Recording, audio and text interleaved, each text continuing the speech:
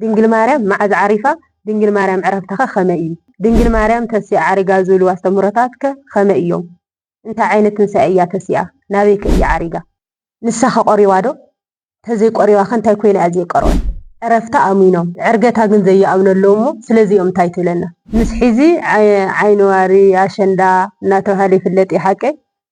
ምስ ናይ ደቂ ኣንስትዮ ነፃነትካ ብጣዕሚ ናይ እመቤታችን ዕርገታ ይተሓዝ እዩ ስለምንታይ እዩ በስመ አብ ወወልድ ወመንፈስ ቅዱስ አሐዱ አምላክ አሜን። ፍትዋት ተመልከቲ መሰረት ህይወት ሚዲያ እንኳን ናብ ናይ እመቤታችን ቅድስት ድንግል ማርያም ዕርገታ ብሰላም ወፅሕኩም መፅሕና እናወልኩ ንሆሎም ማዓንቲ እግዚአብሔር ፈቃዱ ኮይኑ ብዛዕባ ናይ እመቤታችን ትንሳኤኣ ዕርገታ ሕቲ ሒዝና መፂና ኣለና ምስ መምህርና ቃለ ምሕተት ክንገብር ኢና ኣብኡ እናሃለኹም ግን ክቡራን ቤተሰብ ሳብስክራይብ ላይክ ሸር ዘይበልኩም ሸር እናበልኩም نحجزكم بنات صنحو ممرنا እንኳዕ ድሓን መጻኻ ካናብ ናይ እመቤታችን ቅድስት ድንግል ማርያም ዕርገታ እንኳዕ ጽሕካ በስመ አብ ወወልድ ወመንፈስ ቅዱስ አሐዱ አምላክ አሜን አሜን ሓቢሩ እንኳዕ ጽሕና እንኳዕ ድሓን ጽናሕኒ አጸዳሕተይ መሰረተ ህይወት ማርያም ወጥንተ መድኃኒት ዘምቀዲሙ ድንግል ማርያም መዓዝ ዓሪፋ ናይ ድንግል ማርያም ዕረፍትኻ ከመይ እዩ ነይሩ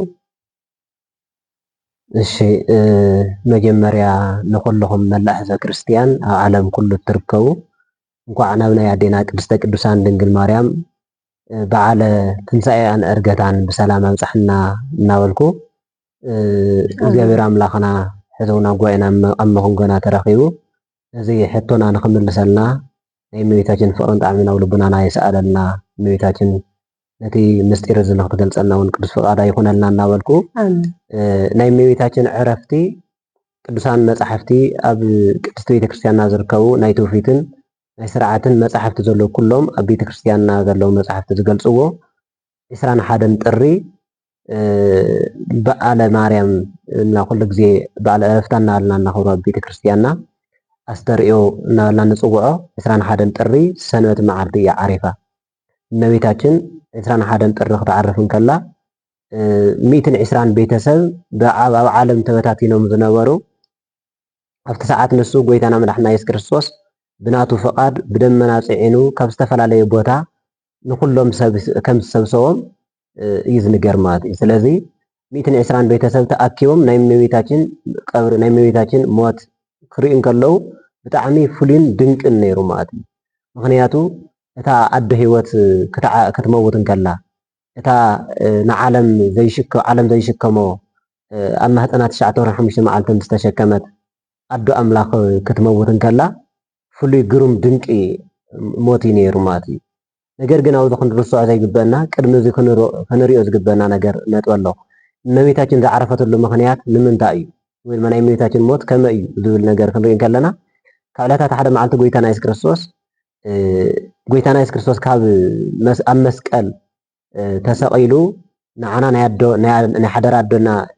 ምስ ሃበና ንሱ እውን ቅድስ ነፍሱ ካብ ቅድስ ስግኡ ምስ ፈለየ ቅዱስ ዮሐንስ ወልደ ነጎድጓድ እንካ ኣዴኻ ተባሂሉ ተቐቢሉ 15 ዓመት ኣብ ገዝኡ ኣፅኒሕዋ እዩ 64 ዕድሚኣ ምስ ኮነ እመቤታችን ኣብ 64 ዕድመ ውሽጢ ዝሰርሐቶ እዚ ኢልካ ክንገር ዘይክእል ብዙሕ እዩ ነገር ግን ናፍቲ ናይ ዕረፍታ ነገር ክንኸይድ ከለና እመቤታችን 64 ዕድመ ምስ ገበረት ጎይታና መድሓኒትና ኢየሱስ ክርስቶስ ኩሉ ግዜ ኣብ ጌቴሰማኒ እናኸደት እያ ትፅሊ ነይራ ኣብ መቃብሩ ኣይሁድ ክቐትልዋ ክሓስቡ ከለዉ ኩሉ ግዜ ባዕሉ ብጥበቡ ይስውራ ነይሩ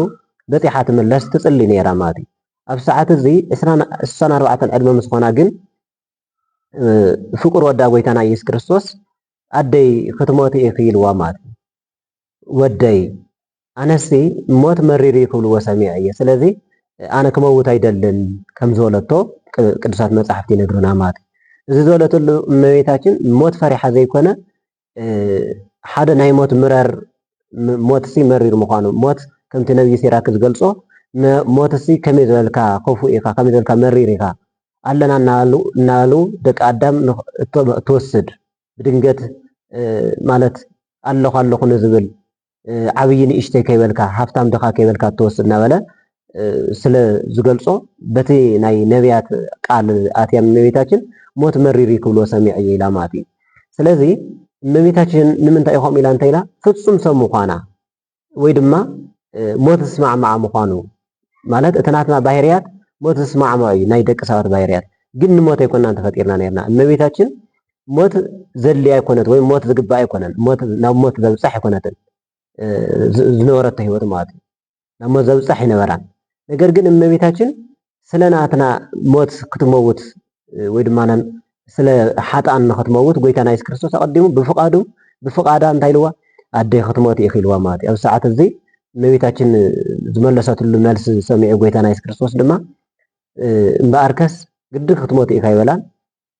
ንኪሩቤል ተሸኪምኩም ናብ ገነት ወሰድዋ ኢሉ ኣብ ገነት ምስ ወሰድዋ ኣብ ገነት ዝነበሩ ነፍሳት ደስ ኢልዎም ምስ ረኣየት ኩላቶም ከመስግንዋ ከለዉ ምስ ረኣየት ብጣዕሚ ደስ ኢልዋ ተሓጒሳ ማለት እዩ ድሓር በሉ ናብ ሲኦል ውሰድዋ ኢሉ ኣብ ሲኦል ድማ ብጣዕሚ ዝተጨናነቑ ብዙሓት ሓጥኣን ድሕሪ ስቕለት ናብ ሲኦል ዝኣተው ምስ ረኣየት ወደይ ተሰቒልካ ሞየትካ ዝኩሉ ካባይ ዝተወለድካሉ ካባይ ወይ ድማ ምሳይ ናብ ግብፂ ዝተሰደድካዮሲ ነዚኦም ንዘይተድሕን ክትብሎን ከላ ኣይ እዚኣቶም ሕጊ ኣፍሪሶም ዝወፁ ድሕሪ ስቕለት ዝኣተው እዮም ነገር ግን ንስኽን ድሕሪ ሞየት ኩሎም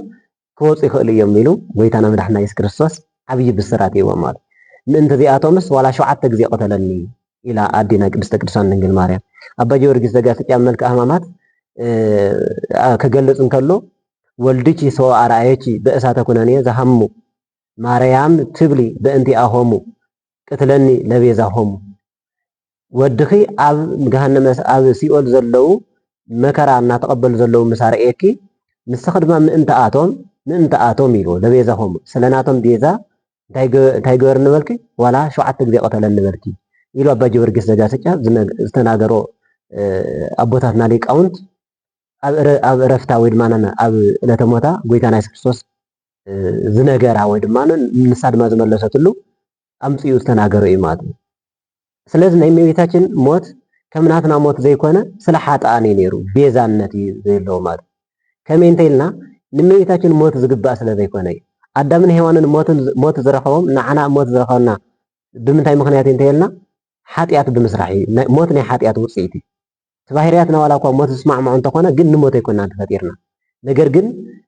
እግዚኣብሔር ይገብረ ሞተ ኣላ ረሲኣን ፀውእዎ ወረሰይዎ ኣርከ ነገር ግን እግዚኣብሔር ሞት ኣይፈጠረን ነይሩ ነገር ግን እንታይ ገበሩ እቶም ሕጊ ዘፍረሱ ሕጊ ዝረስዑ ኣዳምን ሔዋንን እንታይ ገበርዎ ከም ዓርክ ገይሮሞ ፀዊዖሞ ባዕሎም ይብል ማለት እዩ ስለዚ ኣዳምን ሔዋንን ዕፀ በለስ ምስ በልዑ ሓጢኣት ምስ ሰርሑ ዝመፀ እዩ ሞት ማለት እዩ እመቤታችን ግን ካብ ናይ ኣዳምን ሔዋንን ጥንቲ ኣብሶ ወይ ድማ ሓጢኣት ንጽህት እያ ምልእተ ጸጋ ተባሂላ ምንም እንከን ነውሪ ነቐፋ ዘይብላ ምዃና ኣቦታትና ሊቃውንት ኣቦታትና ሐዋርያት ኣቦታትና ነቢያት መስኪሮም እዮም ማለት እዩ ስለዚ ናብ ሞት ዘብፅሕ ነይሩዋ ዘይኮነሲ ሞት ስማዕማዕ ወይ ድማ ንሞት ዝግባእ ነገር ነይሩዋ ዘይኮነሲ ምእንቲ ሓጥኣን ናይ እመቤታችን ሞት ማለት እዩ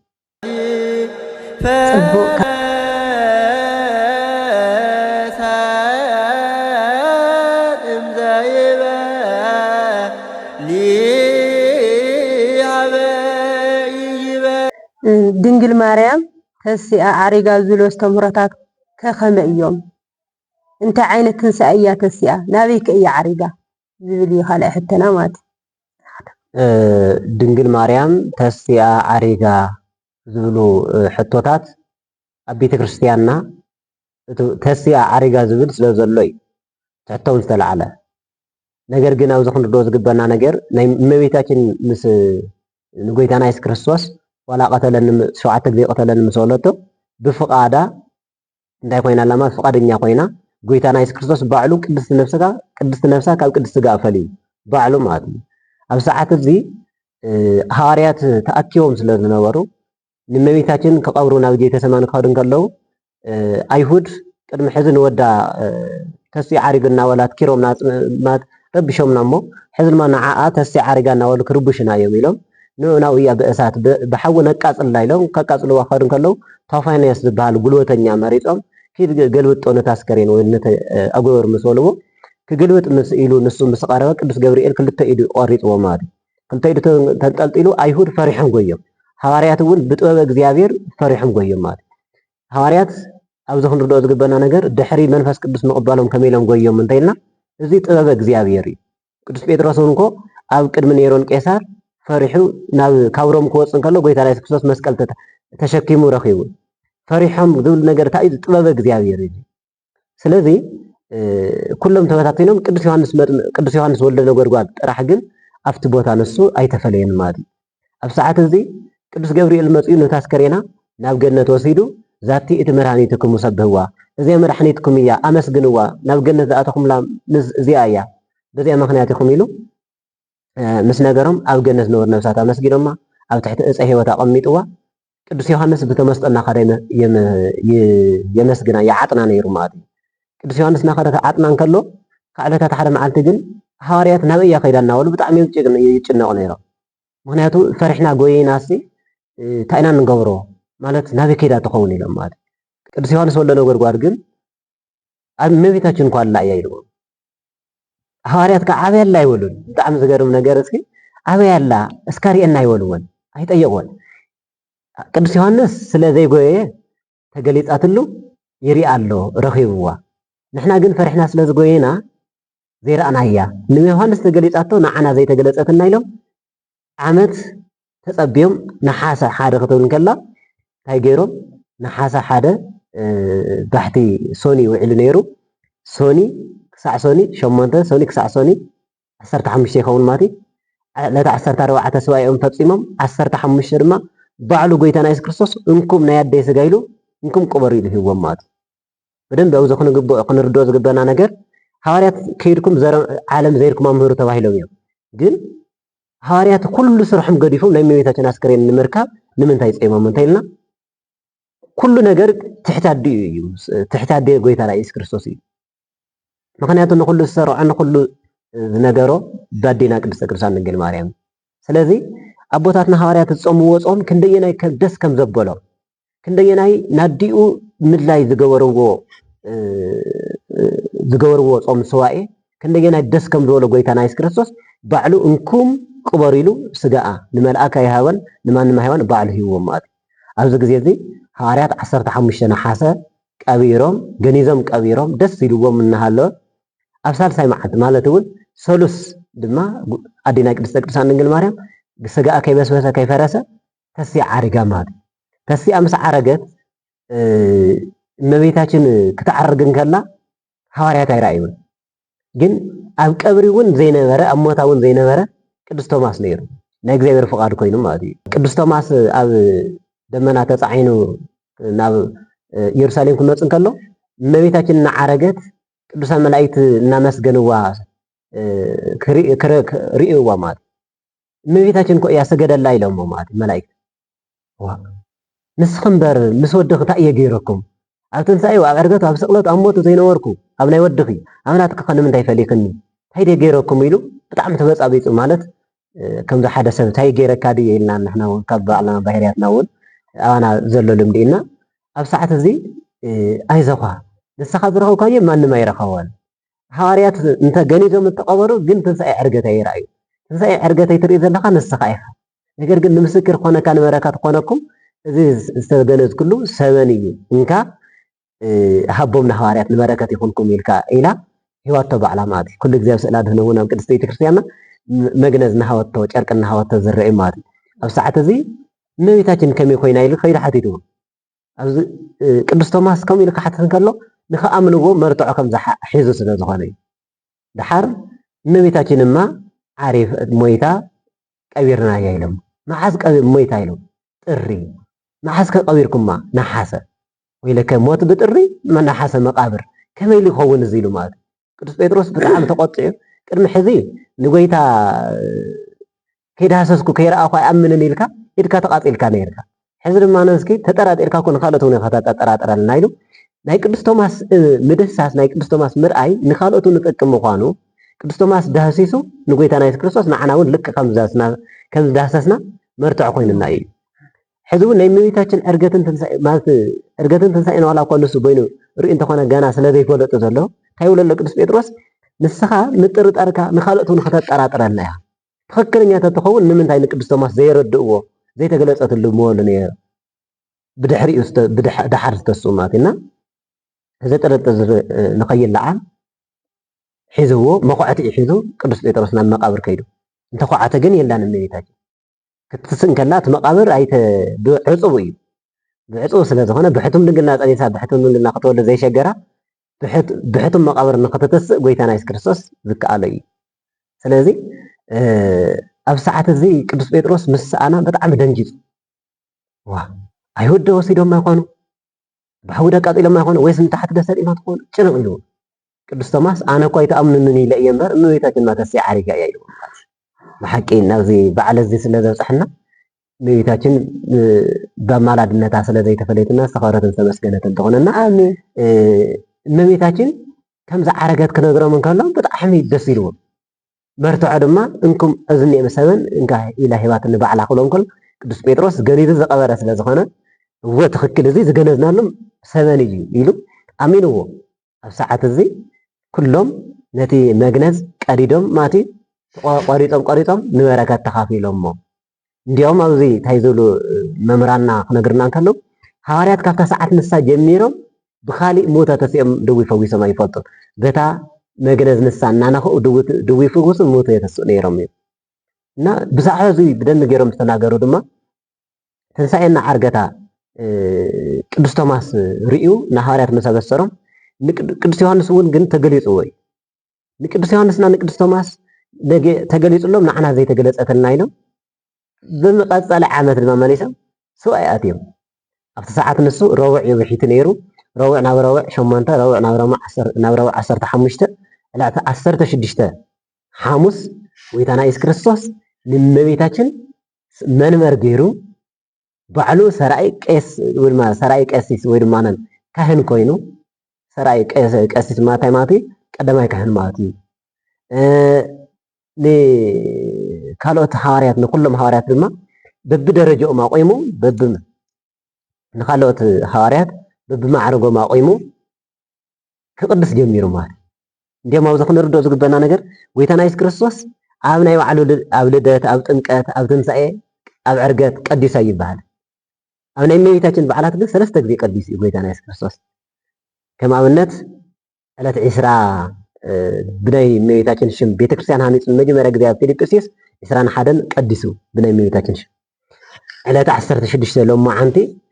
ጎይታና ኢየሱስ ክርስቶስ ንእመቤታችን መንበር ገይሩ ሓደ ግዜ ከመይ ኢሉ እዩ እመቤታችን መንበር ገይርካ መቅደስ ማለት ከመይ እዩ ማለት ሰማይን ምድርን ዘይወስኑ ኣምላኽ 99 ነገድ መላእክት ሒዙ ክዳኑ እሳት ልብሱ እሳት ዝኾነ ኣብ ማህፀና ተሸኪማ ዘጥንሐተሲ ንዓ መንበር ገይሩ ቀዲሱ ማለት ይገርም ዘይኮነን እዚ ብጣዕሚ ቀሊል ነገር እዩ ማለት ንእግዚአብሔር ስክ ቀሊል ነገር እዩ ምክንያቱም ሰማይን ምድርን ዘይወስኑ ኣምላኽ ኣብ ማህፀና ተወሲኑ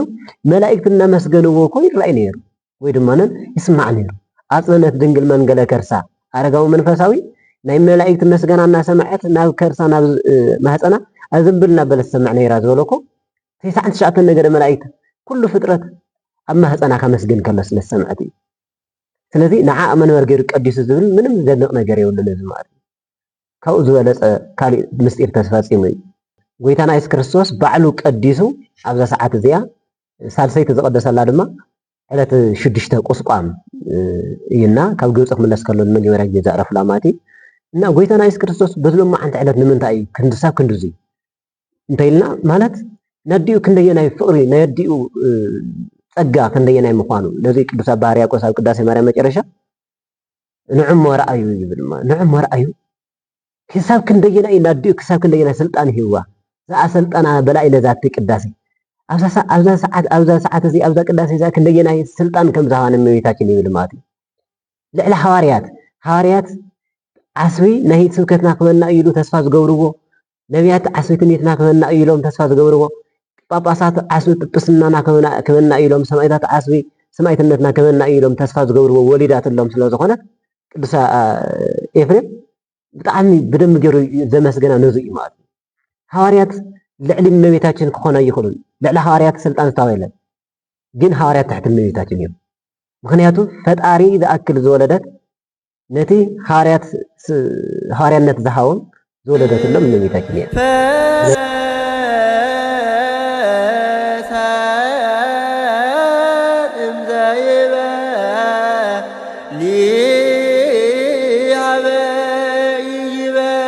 እና መምህርና ናብ ሳልሳይ ሕቶና ክንከይድ እመቤታችን ኣብ ማእኸል ገይሩ ኣቕሪብዎም ነይሩ ኢልካና ንስኻ ቆሪባ ዶ ተዘይቆሪባ ኸ እንታይ ኮይና እያ ዘይቆርበት? እዛ ሕቶ እዚኣ ኩሉ ግዜ ትደጋገም እያ። ወተቀረበት በእደ ወልዳ ይብል እመቤታችን ከም መንበር ኮይና ጎይታና ኢየሱስ ክርስቶስ ቀዲሱ ብኩሎም ሐዋርያት ንባዕሉ እውን ቆሪቡ ኣቕሪብዎም እዩ። ኣብዚ ክንርድኦ ዝግበአና ነገር ሓደ ወተቀረበት በእደ ወልዳ ዝብል ቃል ቆረበች ወይ ድማ ቆሪባ ኢሎም ዝፈትሕዎ ኣለዉ። መምህራና ከረዱና ከለዉ ግን ተቆርበላታል ወይ ድማ ተቆሪብላ ኢሎም ዘረዱና ማለት እዩ። እዚ ክንብል ከለና እመቤታችን ቆሪባ ስለ ዘለና ሓጢኣት ኮነ ማለት ኣይኮነን። ኣይኮነን እንዶ እመቤታችን ጎይታና ኢየሱስ ክርስቶስ ባዕሉ እዚ ስጋ እዩ እዚ ደመ እዩ እናበለ ባዕሉ ቆሪቡ እዩ ንባዕሉ ቆሪቡ እዩ ኣቕሪብዎም ማለት እዩ። ጥዒሙ ኣጣዕመሙ ጥዒሙ ኣጣዕመሙ ወይ ድማንን ቆሪቡ ኣቕረቦም። ስለዚ ንእመቤታችን ሓጢኣት ኮይኑ ዘይኮነስ ንዓ ኣብ መንበር ገይሩ ስለ ዘቕርብ ዘሎ ንባዕሉ ድማ ከም ካህን ኮይኑ ስለ ዘቕድስ ዘሎ ቆሪቡ ካህን የቕርብ እዩ። ጎይታና ኢየሱስ ክርስቶስ ቆሪቡ ተዘይቆርብ ነይሩ ናይ ሎሚ ካህን ቀሪቡ ንዓርሱ ንኻልኦት ኣቕሪቡ ጥራሕ ክወፅእ ነይሩ እዩ ንባዕሉ ከይቆረበ ማለት እዩ። ስርዓት ስለ ዝኾነ ግን ጎይታና ኢየሱስ ክርስቶስ ቆሪቡ ኣቕሪቡ ንባዕሉ ቆሪቡ ማለት እዩ። ንእመቤታችን ቆሪባ ምባል ሓጢኣት ኣይኮነን። ግን እቲ ዓንቀፁ እቲ ፍትሒቱ ሊቃውንቲ ክነግሩና እንከለዉ ወተቀረበት በእደ ወልዳ ዝብል ተቆሪቡላ ብናታ ኢድ ተቆሪቡላ ማለት ማለት እዩ። ብናይ ወዳ ኢድ ተቆሪቡላ ማለት ማለት እዩ። እቲ ጎይታና ኢየሱስ ክርስቶስ ካብ ስጋ ስጋ ካብ ነፍሳ ነፍሲ ወሲዱ ዝተዋህዶ ስጉ እንዶምን ባዕሉ ሰራኢ ቀሺ ኮይኑ ወይ ድማ ባዕሉ ሰራኢ ካህን ኮይኑ ባዕሉ ቀዲሱ ንባዕሉ ቆሪቡ ንሐዋርያት ኣቕሪብዎም ኣብቲ ሰዓት ነሱ እግዚኣብሔር ዝዓደሎም ብሓቂ ናብቲ ግዜ ንሱ ዘብፅሖም እግዚኣብሔር ዝዓደሎም ብናይ ጎይታና ኢየሱስ ክርስቶስ ኢድ ቆሪቦም ጾምኪ ዝጾመ ዝኽሪ ዝዘከረ በዓልኪ ዘኽበረ ብፍላይ ብዛ ዓለት እዚኣ ስጋይን ደመይን ዝተቐበለ ምሕረር ከለኹ ዝብል ቃል ኪዳን ኣትኢለ ብጣዕሚ ማለት ዓብይ በዓል ስለ ዝኾነ እዩ እና ኣብዚ በዓል እዚ ዓበይቲ ምስጢራት እዮም ተፈፂሞም። ሓደ ጎይታና ኢየሱስ ክርስቶስ ምውራዱ ምቕዳሱ ስርዓት እዩ። ካልኣይ ናይ ሐዋርያት ጾም ናይ ሐዋርያት ስዋኤ እንታይ ዓይነት ፀጋ ክወሃብ ገይርዎም ዝብል ነገር ብጣዕሚ ዝተዕልል ንእመቤታችን ተኣክል ገኒዞም ክቐብሩ ንእመቤታችን ተኣክል ትንሳኤ ዕርገታ ክርዩ ትንሳኤን ዕርገታን ክርዩ ዘብቅዖም ስለ ጾሙ ስለ ጸለዩ ናይ ጾም ሓደ ዋና ዓላማ እውን ምስጢር ንክግለፀካ እዩ እና ህዝበ ክርስቲያን ኩሉ ዓለም ሙሉእ ናይ እመቤታችን ኣማላጅነት ዝኣምን እውን ከም ሐዋርያት ኣቦታቱ እናጾመ ይቀኒ ማለት እና ጾምና ስዋኤና ፈፂሙ እንኳዕ ናብዚ በዓል ዘብፅሐና ማለት እዩ። ኣብኡ ጎይታና መድሓኒትና ኢየሱስ ክርስቶስ ቀዲሱ ባዕሉ ምስ ኣቕረቦም ኣብ መጨረሻ ጾም ክትጾመ ዘኽሪ ክትዘከረ በዓልኪ ዝገበረ ኣብዛ መዓልቲ እዚኣ እውን ስጋይ እንደመን ዝተቐበለ ክምሕረልኪ እየ ዝብል ቃል ኪዳን ምስ ኣተወላ ኣብ መጨረሻ ጎይታና መድሓኒትና ኢየሱስ ክርስቶስ ባዕሉ እናሃለወ ነዲኡ ክንደየናይ ስልጣን ከም ዝሃባ ናይ እመቤታችን ስልጣን ናይ እመቤታችን ቅድስና ናይ እመቤታችን ፀጋ ልዕሊ ኩሎም ፍጡራን ምዃኑ ልዕሊ ኩሎም ሐዋርያት ልዕሊ መላእክቲ ምዃኑ ንኸረድእ እመቤታችን እናባረኸቶም ዓረገት እዩ ዝብል ማለት እዩ። ብመስቀለ ብርሃን እናባረኸቶም ዓሪጋ እዩ ዝብል ማለት እዩ። ንሐዋርያት ዘኣኽልጎ እዩ ጎይታና ኢየሱስ ክርስቶስ ባዕሉ እኒአ ማለት እዩ። ግን ነዚ ቅዱስ ኣባ ሕርያቆስ ናዲኡ ዝሃባ ስልጣን ዝረኣዩ ዝብሎ ዘሎ ማለት እዩ። ስለዚ ናዲና ቅድስተ ቅዱሳን ዝተዋሃበ ስልጣን ናይ ሐዋርያት ዝባረኽ ናይ ሐዋርያት ልዕሊ ናይ ሐዋርያት ፀጋ እዩ። ልዕሊ መላእክት ይእቲ ተኣቢእም ኪሩቤል ወትፈደፍድ እምሱራፌል ካብ ሱራፌል ካብ ኪሩቤል እትበልፅ እዚ ቅዱስ ኤፍሬም ካብ ናይ ሰንበት ውዳሴ ማርያም እውን ለኪ ይደሉ ዘእም ኩሎም ቅዱሳን ተሰኣሊ ለነ ካብ ኩሎም ቅዱሳን ብዝበለፀ ንስኻ ክትልምንልና ንዓኺ ይግባእ ኢሉ ንምንታይ ነቢያት ሐዋርያት እንደኒአውኻን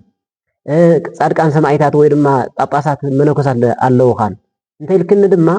ብቺ ፈድፋደ ግርማ ራእይ ዘይኣቢም ግርማ ሱራፌል ኪሩቤል ምክንያቱ ንዓኺ ካብ ሱራፌልን ኪሩቤልን ካብ ኩሎም ቅዱሳን ዝበለፀ ፀጋን ክብርን ባለሟልነትን ኣለኪ እዩ። ምክንያቱ ክንዲ እመቤታችን ዝተፈተወ የለን ብስላሴ ዘንድ ክንዲ እመቤታችን ዝተፈተወ የለን ክንዲ እመቤታችን ዝተመረፀ የለን ክንዲ እመቤታችን ዝተፈርሐ ባጋነንት ብመናፍቃን ብኣይሁድ ክንዲ እመቤታችን ዝፍራሕ የለን። ስለዚ እመቤታችን ብመላእክትን ብደቂ ሰባትን ዝተፈተወት ብስላሴ ዝተመረፀት ብኣጋነንት ብመናፍቃን ብኣይሁድ ድማ ዝተፈርሐት ክንዲ እመቤታችን የላን ማለት እዩ። ክንዲ እመቤታችን የለን እና እዚ ፀጋ እዚ ንእመቤታችን ልዕሊ ኩሉ ዝተዋሃበ ስለ ዝኾነ እመቤታችን እናባረኸቶም ዓሪጋ ይብል ማለት እዩ።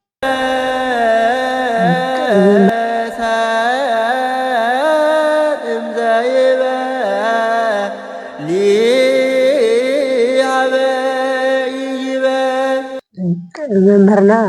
ሒዝ ራብዒ ትፍተለትና ንሳ ከኣነየ ዕረፍታ ኣሚኖም ዕርገታ ግን ዘይኣምኑ ኣለዉ እሞ ስለዚኦም እንታይ ትብለና? ዕረፍታ ኣሚኖም ዕርገታ ዘይኣምኑ ትንሳኤ ዘይኣምኑ በዝመፅሉ ይጨነቕሉ ዝበሃል ኣካይድ ኣሎ። ብዝመፅሉ ምርዳእ ይከኣል እዩ። ዕረፍታ ካበይ ረኺቦም ዕረፍታ ዝኣመንሉ መሰረት የብሎምን። ምናልባት መሰረቶም እቲ ናትና ናይ ቤተ ክርስቲያንና ናይ ትውፊት መፅሓፍቲ እዩ ክኸውን። እዚ ክንብል ከለና ግን ሓደ ሰባት እመቤታችን ዕረፍታ ዝኣምንሉ ሰብሲ መዋቲ እዩ ብዝብል ኣተሓሳስባ ጥራሕ እዩ። ግን ሰብ መዋቲ ጥራሕ ዘይኮነ ዝተሰወሩ እውን ኣለዉ። ኣብ መፅሓፍ ቅዱስ ነቢይ ኤልያስ ተሰዊሩ እዩ፣ ነቢይ ሄኖክ ተሰዊሩ እዩ። ስለዚ መፅሓፍ ቅዱስ ስለ ዝሞቱ ጥራሕ ዘይኮነስ ዝተሰወሩ እውን ሒዙ እዩ። እመቤታችን ሞይታ ዶ ተሰዊራ ዝብል ነገር ካብ እዮም ረኺቦሞ እንተኢልና ካብ ናይ ቤተክርስትያን ኣብ መፅሓፍ ቅዱስ ዘይኮነ ረኺቦሞ ኣብ ቤተክርስትያንና እትጥቀመሎም ቅዱሳት መፅሓፍቲ ኣዋልድ መፅሓፍቲ እዩ። ስለዚ ዕረፍታ እንድሕር ኣሚኖም ትንሳኤን ዕርገታን ዝተናገሮ ንምንታይ ዘይኣመንዎ? ኣይ ከምኡ ይኮነን ካብ ናይ ቤተክርስትያን ዝወሰድናዮ የለን እንተኢሎም ድማ ዕረፍታ ዝናገር መፅሓፍ ናቶም ከምፁልና እዮም ማለት። ስለዚ መሰረት ዘይብሉ እዩ። ንምንታይ ደኣ ንእመቤታችን ካብ ምፅላእ ዝተላሕለ ወይ ድማ ማለት ኣይትጠቐሙ ክብሎም እንከሎ እምበር ንእመቤታችን ፀሊኡ ጎይታና ኢየሱስ ክርስቶስ ክፈቱ ዝኽእል የለን። ስለዚ ስለ እመቤታችን ዕረፍታን ዕርገታን ትንሳኤያን ንሳቶም እንተዘይመስከሩ ሊቃውንቲ ኣቦታትና ካብ ቀዳማይ ክፍለ ዘመን ጀሚሮም ከምዚ እናበሉ ይመስክሩ። ቅዱስ ዲዮናስዮስ ኣብ ግብረ ሐዋርያት ምዕራፍ 17 እንረኽቦ ናይ ቅዱስ ጳውሎስ ኣብ ኣቴንስ ዘጠመቆ ፍሉይ ዓብይ ኣቦ እዩ። ቅዱስ ዲዮናስዮስ ግን ንእመቤታችን ኣብ ኢየሩሳሌም ከይዱ ክሪኣ እንከሎ እንዲያውም ስለ ጎይታና ኢየሱስ ክርስቶስ ተዘይርዳእ ነይረ መጀመርያ ሲ ፈጣሪ እያ ኢለ እየ ክሰግደላ ነይረ ይብል ማለት እዩ። ካብቲ ዘለዋ ፀጋን ብርሃንነትን ወይ ድማ ፍሉይ ፀጋኣ ማለት እዩ ተረዲኡ እና ኣብ በዓለ ዕረፍታ ክሳብ ዕረፍታን ትንሳኤን ዕርገታን እውን ብደንቢ ኣምሊኡ ኣስፊሑ ዝተናገረ ኣቦ እዩ ቅዱስ ዲዮናስዮስ ማለት ኣብ ቀዳማይ ክፍለ ዘመን ኣብ ዘመን ሐዋርያት ዝነበረ ናይ ቅዱስ ጳውሎስ ደቀ መዝሙር ኣብ ኣቴንስ ናይ ሐዋርያት ኣሰር ተኸታሊ ዝኾነ ኣብ ሃይማኖታዊ እውን ንረኽቦ እዩ። እዚ ጥራሕ እውን ኣይኮነን ንመጀመርያ ብደንቢ ገይሩ ዝረኣየን ዝመስከረን ቅዱስ ዮሃንስ ወልደ ነጎድጓድ ድማ ስለ ናይ እመቤታችን ነገር ንቅዱስ አውሮኮሮስ ወዱ ደቀ መዝሙሩ ብደንብ ገይሩ ይነግረና ማለት እዩ። አውሮኮሮስ ናይ ቅዱስ ዮሃንስ ደቀ መዝሙር እዩ። ቅዱስ ዮሃንስ ወንጌላዊ ዝረኣዮ ቅዱስ አውሮኮሮስ ዝፀሓፎ ከምቲ ቅዱስ ጴጥሮስ ንቅዱስ ቀሌሜንጦስ ጎይታይ ዝነገረን እናበሎ ዘፀሓፎ ማለት እዩ። ቅዱስ አብሮኮሮስ እውን ዝፀሓፎ ከም ንባርቶስ ዝበሉ መፅሓፍቲ ናይ እመቤታችን ብደንብ ገይሮም ዝናገሩ። እዚ ጥራሕ እውን ዘይኮነ ግን ቅዱስ ዮሃንስ እንታይ ይብልስ እንዲያውም ፍሉይ ዝኾነ ኣብ ተኣምረ ማርያም ንረኽቦ ማለት እዩ። ጎይታና ኢየሱስ ክርስቶስ እመቤታችን ምስ ዓረፈት ናብቲ ናይ እመቤታችን ኣስከሬን ሰላም ለሃመር ኣንቲ 95 መዓልትን ዝተሸከምክኒ መርከበይ ሰላም ንዓኺ ይኹን እናበለ ጎይታና ኢየሱስ ክርስቶስ ኢድና ነስአ ማለት እናበኸየ ከም ዝረኣዩ ይነግረና ማለት ንዑ ክነግረኩም ፍሉይ ዝኾነ ምስጢር ፍሉይ ዝኾነ ፀጋ ይብል ማለት ኣዲኡ ሓንቲ ኣዲኡ ጎይታና ኢየሱስ ክርስቶስ ድማ ሓደ ውላዳ በይኑ ዝኾነ ነዲኡ ክንደየናይ ፍቅሪ ከም ዘለዎ ንምግላፅ ክንደየናይ ብናይ ኣዲኡ ሞት ከም ዝሓዝን ጎይታና ኢየሱስ ክርስቶስ እንታይ ገይሩ ማለት እዩ ናብ ኣስከሬና እናሰገደ ኢድና ነስአ ማለት እዩ። ሕዚ ፈጣሪ ዝኣክል ዱ ናብ ፍጡርቱ ሰጊዱ ክንብል ንኽእል ኢና። እዚ ግን ኣይኮነን። ፈጣሪ ዳ ይኹን እምበርኮ 95 መዓልቲ ናብ ማህፀና ተሸኪማቶ እንታይ ኮይኑ ተወሊዱ እዩ ካብ ኣደይልዋ ኮ እዩ። ንምንታይ ዳ ፈጣሪ ዝኣክል ኣደይልዋ? ንምንታይ ዳ ፈጣሪ ዝኣክል ኣዚዛቶ? ንፈጣሪነቱ ኣብ ፈጣሪነቱ ወይ ድማ ኣብ መለኮቱ ምእዛዝ ኮ ይብሉ ዝእዝዞ ኣምላኽ ወይ ድማ ዝእዝዞ ኣካል ኮ ይብሉን። ግን እመቤታችን ትልእኾ ነይራ እንታይ ስለ ዝኾነ ፍፁም ሰብ ስለ ዝኾነ ፍፁም ተዋህዶ ስለ ዝተዋህደ። ስለዚ ሓደ ሰባት ሰጊዱ ወይ ድማ ኢድ ነሲኡ ናብ ኣዲኡ ማስከሬን ክንብል ከለና ከምዚ ፀጋ ንምርካብ ወይ ድማ ትሕቲ ኣጌርና ንቆፅሮ ዘለና ይመስሎም። ፍፁም ሰብ ዋላ እኳ እንተኾነ ግን ፍፁም ናይ ባሕሪ ኣምላክ እዩ። ትሕቲ ድንግል ማርያም ክኸውን ኣይኽእልን። ፍፁም ናይ ባሕሪ ኣምላክ እዩ። ኣምላኽነቱ ኣይጎድሎን። ስጋ ስለ ዝተዋህደ እንታይ ይኸውን? ክብሪ ኣይጎደሎን። እና ንምንታይ ዳ እዩ እንተኢልና ክንደየናይ ናይ ኣዲኡ ሓዘን ናይ ኣዲኡ ፍቅሪ ናይ ኣዲኡ ነገር ክገልፅ እንከሎ እዩ ማለት ናትና ፍፁም ዝኾነ ናይ ደቂ ሰባት ባሕሪ ስለ ዝተዋህደ ማለት እዩ። እና ብጣዕሚ ፍሉይ ብዝኾነ መልክዑ ቅዱስ ዮሃንስ ዝረኣዮ ይነግረና ማለት እና ቅዱስ አብሮኮሮስ እውን ጽሒፍዎ ቅዱስ አብሮኮሮስ ነጊሩ ተናጊሩሉ እንዲያውም ጎይታና ኢየሱስ ክርስቶስ ተስኡ ምስ ዓረገ ይቅርታ እመቤታችን ክትዓርግ እንከላ ድሕሪ ሕዚ ኢልዋ ጾም ክጾመ ዝክረ ዘከረ ኢሉ ቃል ኪዳን ከባ እንከሎ ድሕሪ ሕዚ ኩሎም ዓለም ብምልኡ ንኽሪኦ ንኽሰምዖ እዝናትክ ምስጢር እዝናትክ ትንሣኤ ዕርገት ዕረፍትክ ኩሉ ዝፀጋ ክዚ ሪኦም ኣለዉ ሃዋርያት ይሪኡ ኣለዉ ይሰምዑ ኣለዉ ኩላ ሪእዮም ኣስሚዕዮም ኣለኹ እነሆ ስጋኺ ኢሎሙ ስጋኺ ድማ ሂወዮም ቀቢሮም ገኒዞም ሪኦም ኣለዉ ኩላቶም ናይ ዓይኒ ምስክር እዮም ትንሣኤያን ዕርገታን ኣሪእና ኢሎም ለሚኖምኒ ፈፂሞሎም ድማነን እናርኣይኹ ተዓርገለኽ ኢሉ ከም ዝተስኣኹ እውን ሪኦም ኣለዉ ስለዚ ምንም ምክንያት ዘይብሎም ገይሮዮም ኣለኹ ብናትክሽም ዓለም ዘይሮም ድሕሪ ሕዚ የምህሩ ሪኢኹ ዶ ክሳብ ክንድዚ እዩ ጎይታና ኢየሱስ ክርስቶስ ስለ ድዩ ክነምህር ተናጊሩ ማለት እዩ እና ናቦታትና ሃዋርያት ብደንብ ገይሩ ዝኣዘዞ ማለት እዩ በዚ መሰረት እዚ እውን ሃዋርያት ኣብ ዝኸድዎ ናይ እመቤታችን ኣማላድነት ስንቂ ገይሮም እናመሃሩ ፀኒሖም ማለት እዩ ቅዱስ ጳውሎስ መጋቢት ዕለት 29 ጎይታና ኢየሱስ ክርስቶስ ቅዱስ ጳውሎስ መጋቢት 29 ኣብ ኢልዋሪቆን ዝተባሃለ ናይ መጨረሻ ምድሪ ፅንፊ ዝብላ ማለት እዩ ብጣዕሚ ጨኒቅዎ ተጣዖት ንኸይኣቱ እዊ እናበለ መእተው ምስኣነ እመቤታችን እያ ኣይዞኻ ኢላ ብተኣምር ናብቲ ዓዲ ክኣቱ ዝገበረቶ ማለት እዩ ስለዚ ኣብ ዘመን ሃዋርያ ስብከት ኩሉ ግዜ ምስኣቶም ዝነበረት ብዘመነ ጢባርዮስ ቄሳር ንቅዱስ ዮሃንስ ዝተገበረ ዓብይ ተኣምር ኣሎ ማለት እዩ እና ብዙሕ እዩ ዘሎ ኣብ ዘመን ሃዋርያት እመቤታችን ተሰቢኻ እያ ብስሩ እውን ጎይታና ኢየሱስ ክርስቶስ ዓለም ዘይርኩም ኣምህሩ ኢሉ ወንጌል ኣበስሩ ወንጌል ኣምህሩ ንክብል ናይ ወንጌል በዓል ቤት መን እዩ ጎይታና ኢየሱስ ክርስቶስ ጎይታና ኢየሱስ ክርስቶስ ካብ ተወሊዱ ካብ ድንግል ማርያም ስለዚ ወላዲት ኣምላክ ተባሂላ ተነጊራ እያ ኣብ መጽሓፍ ቅዱስ ካብ ማቴዎስ ወንጌል ጀሚራ ማለት እዩ ስለዚ ንሳ ወላዲት ኣምላክ ካብ ምባል ዝተለዓለ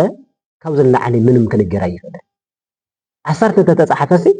ካብዚ ንላዕሊ ፀጋ ንእመቤታችን ክንገልፅ ዝኽእል ክመፅእ ይኽእል ናይ ነቢያት ትንቢት መፈፀይት ምዃና ገላትያ ምዕራፍ 4 ቁጥሪ 4 ጎይታና ኢየሱስ ክርስቶስ ዓለም ተስፋ ዝገብሮ ዝነበረ ወይ ድማ 5500 ዘመን ምስተፈፀመ ዘመን ንሱ ምስተፈፀመ ካብ ሰበይቲ ተወሊዱ ኢሉ ቅዱስ ጳውሎስ ዝገለጾ ናይ ነቢያት ትንቢት መፈፀሚት ንሳ ኮይና ኮተረ ካብዚ ንላዕሊ ነቢያት ትንቢት ተስፋ ዝገበርዎ እንድሕር ተፈፂሙላ ስለ እመቤታችን ዘይተነገረ ክንብል ኣይንኽእልን እና እንኩም ኣዴኹም ተባሂላ እውን ዝተዋህበት ኣዶ እያ እንኩም ኣዴኹም ዝተባሃለት ድማነን ናብ እግሪ መስቀል ጥራሕ ኣይኮነትን ንኩሉ ግዜ እዩ እንካ ኣዴኻ ዝተባሃለት ንቅዱስ ዮሃንስ ንኩሉ ግዜ እዩ ቅዱስ ዮሃንስ ስለዚ እንታይ ማለት እዩ ቅዱስ ዮሃንስ እሲ 15 ዓመት ኣብ ገዝኡ ክትቕመጥ ከላስ ኣገልግልዋ እዩ ከም ኣዲኡ ኣገልግልዋ እዩ ንሳ ድማ ከም ኣዲኡ ድሌታ ትፈፂማትሉ እያ ከም ኣዲኡ ማለት እዩ ስለዚ እመቤታችን ኣብ ዘመነ ሃዋርያት ብደንቢ እያ ተሰቢኻ እዚ ጥራሕ ኢልና ክነሓልፈ ኣይንኽእልን ኣብ ዘመነ ሊቃውንት ድማ ኩላቶም ሊቃውንት ብዙሓት ሊቃውንት ኣለዉ ንኩላቶም ጠቒስና ክንበፅሕ ኣይንኽእልን ተሲኣ ከም ዝዓረገት ኩሎም ብደንቢ ገይሮም መስኪሮም እዮም ብፍላይ ቅዱስ ዮሃንስ ዘደማስቆ ዝበሃል ኣብ 8ይ ክፍለ ዘመን ካብ 7ይ ናብ 8ይ ክፍለ ዘመን መሰጋገሪ ዝነበረ እዩ ቅዱስ ዮሃንስ ዘደማስቆ እንታይ ይብል ብጣዕሚ ዝገርም ነገር ሲ ኣብ ሳልሳይ መዓልቲ ናብ ዘለኣለማዊ ሂወት ከም ዝተወሰደት ከም ዝተሰት ከም ዝዓረገት ይነግረና እዚ ጥራሕ እውን ዘይኮነሲ ከምቲ ወዳ ከም ትንሣኤ ወልዳ ዝብልዎ ከምቲ ወዳ ኣብ ሳልሳይ መዓልቲ ዝተሰአ እመቤታችን እውን ከም ወዳ ኣብ መቃብር ከይበስበሰት ኣብ ሳልሳይ መዓልቲ ከም ዝተሰአት ቅዱስ ዮሃንስ ዘደማስቆ ብደንብ ገይሩ ይነግረና ማለት እኒ ቅዱስ ጎርጎርዮስ ዝበሃሉ እኒ ቅዱስ ያዕቆብ ዘስሩግ እንዲያውም ኣብ ታሪክ ቤተክርስትያን ብደንብ ገይሩ ተነጊሩ እዩ ኣብ ኢየሩሳሌም ዝነበረ ኣብ 300 ልዕሊ ዝነበረ ወይ ድማ ኣብ 4ይ ክፍለ ዘመን ዝነበረ ናይ ኤጲስቆጶስ ዘኢየሩሳሌም ጢሞቴዎስ ኤጲስቆጶስ ዘኢየሩሳሌም ዝተባለ መለኮት ዝተሸከመ ስጋ ናይ እመቤታችን እስኪ ኣብ ምድሪ በስቢሱ ክተርፍ ኣይገበረን እዩ እንታይ ደኣ ተሲኡ ክዓርግ ገይርዎ እዩ ኢሉ ይምስክር ማለት ናይ ኢየሩሳሌም ጳጳስ ጢሞቴዎስ ጳጳስ ዘኢየሩሳሌም ብሎ ማለት እዩ ኣብ 4ይ ክፍለ ዘመን አካባቢ ድማ ማለት ኣብ 5ይ ክፍለ ዘመን አካባቢ 400 ዓመተ ምህረት ዝነገሰ ኣብ ቁስጥንጥንያ ዝነገሰ ንጉስ ናይ ኢየሩሳሌም ጳጳስ ዝነበረ ፓትርያርክ ናይ እመቤታችን አስከሬን መጃኻ ናብ ዝሰደደለይ ክብሎ እንከሎ ናይ እመቤታችን አስከሬን ኣብዚ የለን ተስኡ ዓሪጉ እዩ ወይ ድማ እመቤታችን ስጋ ኣይበስበሰን ኣይፈረሰን ኣብዚ የለን ኢሉ ከም ዝነገሮ ይነግረና ማለት እዩ። ስለዚ ናይ ቤተክርስትያን ታሪክ ጸሓፍቲ እውን ናይ ዓለም ለኻዊ ዝኾነ ብደንብ ኣብ ሰነድ ተቐሚጡ ዘሎ ናይ እመቤታችን አስከሬን ክሳብ ሕዚ ተረኺቡ ዝብል የለን ማለት ከመይሲ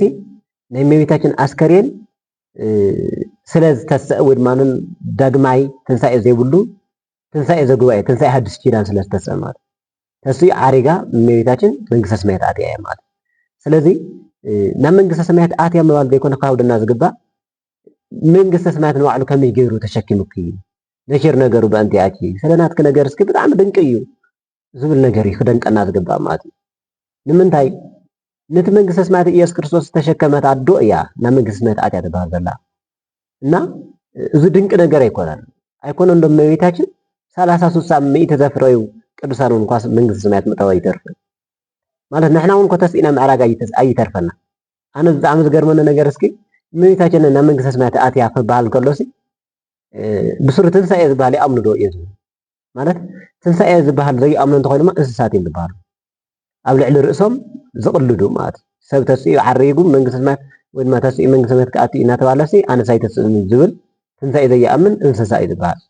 ስለዚ እቶም ትንሳኤ ዝኣምኑ ንሳቶም እኳስ ክንትስእ ኢና እናበሉ እንድሕር ተስፋ ዝገብሩ ኣዶ ኣምላኽ እመቤታችን ተስኣ እያ ምባል እንታይ እዩ ዝኸብዶ?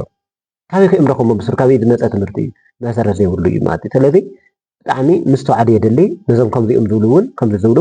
እግዚኣብሔር ኣምላኽ መስተውዕለ ልቢ ይዓድሎም እና ነዚ ቅዱስ ዳዊት ተንስ እግዚኦ ውስተ ዕረፍትከ ወአንተ ወታወተ መቅደስከ መዝሙር 131 ቁጥር 8 ንስኻን ታወትካን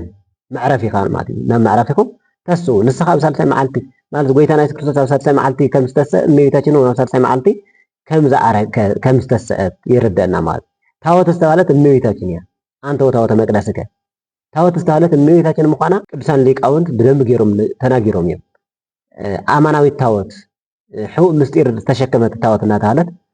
ካብ ቀዳማይ ክፍለ ዘመን ዝነበሩ ጀሚራ እኒ ቅዱስ ኤፍሬም ብደንብ ገይሮም ተናጊሮም እዮም። እኒ ቅዱስ ያዕቆብ ዘስሩግ ብደንብ ገይሮም ተናጊሮም እዮም ማለት ስለዚ ሕቡእ ምስጢር ዝሓዘት ኣማናዊት ታወት እመቤታችን ናፍቲ ዘለኣለማዊ ህይወት ተሰጋጊራ እያ። ስጋ ኣይበስበሰን ኣይፈረሰን እመቤታችን ተሲኣ ዓሪጋ እያ። እመቤታችን ዓሪጋ ንሃዋርያት እኳስ ተገሊፃቶም ካልኣይ እንዲኦም ትምኒቶምን ድሌቶምን ጸሎቶምን ሰሚዓ ብናይ እግዚአብሔር ፍቃድ ያው በዝለማዓንቲ ዕለት እናባረኸቶም ከም ዝዓረገት እውን ቅዱሳን ሃዋርያት ናይ ዓይኒ ምስክር እዮም። ቅዱስ ቶማስ ናይ ዓይኒ ምስክር እዩ።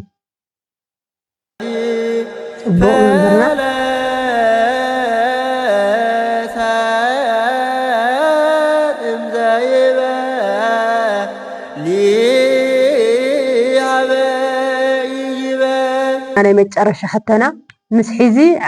ዓይኒ ዋሪ ኣሸንዳ እናተባህለ ይፍለጥ እዩ ሓቀ ምስ ናይ ደቂ ኣንስትዮ ናፀነትካ ብጣዕሚ ናይ እመቤታችን ዕርገታ ይተሓዝ እዩ። ስለምንታይ እዩ? ኣብዚ መዓልቲ እዚ ኣሸንዳ ማርያ እናተባህለ ፍልሰታ እናተባህለ ዝፅዋዕ መዓልቲ እዩ። ፍልሰታ ዝተባህለሉ